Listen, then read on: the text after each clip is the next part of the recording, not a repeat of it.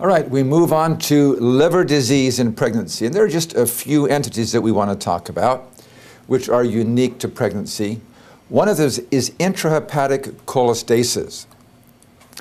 This is stimulated by estrogen in genetically predisposed women in the second half of the pregnancy, and these tend to be women of Northern European origin. There is a high recurrence rate with subsequent pregnancies.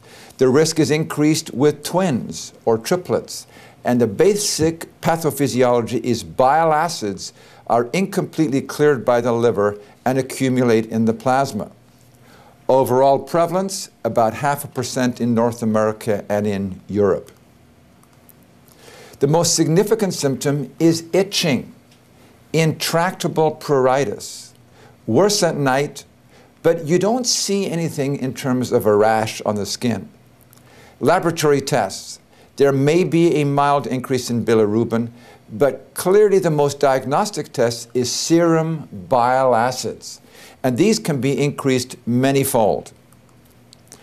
In terms of the mother, there's no significant impact other than the itching symptoms. But preterm births and stillbirths, intrauterine deaths are increased, and so antenatal fetal testing, NSTs, AFIs should be begun at 34 weeks. And I would deliver this patient by term. I wouldn't let her go post-term. After she has delivered, disappears. Symptoms are gone. The treatment, oral antihistamines if it is mild, cholestyramine, which prevents the intrahepatic circulation of cholesterol, but the treatment of choice currently is ursodeoxycholic acid, and that is the preferred treatment currently. The second significant liver disease in pregnancy is acute fatty liver. Acute fatty liver is uncommon, but it is life-threatening. Maternal mortality can be 50 to 70%. Prevalence only 1 in 15,000, and the etiology is a disordered metabolism of fatty acids by mitochondria in the fetus.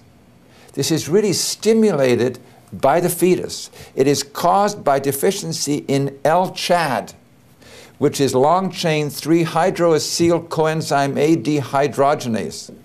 How's that for a mouthful? So this is an inherited disease and is a result of problems in metabolism of fatty acids by the fetus.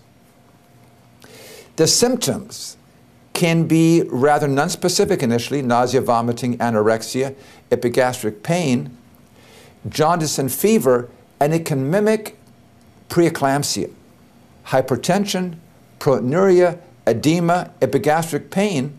That sounds like severe preeclampsia. This can progress to renal failure, pancreatitis, hepatic encephalopathy, and even coma. In terms of laboratory tests, what is unique is if you have a patient who looks like severe preeclampsia, but has hypoglycemia and hyperammonemia, increased ammonia and decreased in glucose, that's consistent with acute fatty liver. Why is the glucose level low? Because you have liver failure and you have decreased glycogen stores. Why does the serum ammonia go up? Because you don't have the clearance which the liver normally performs. Management, ICU care. This patient needs close monitoring.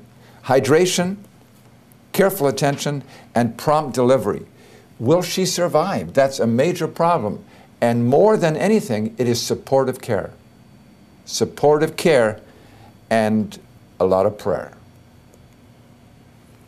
And that's the end of unique liver disease in pregnancy.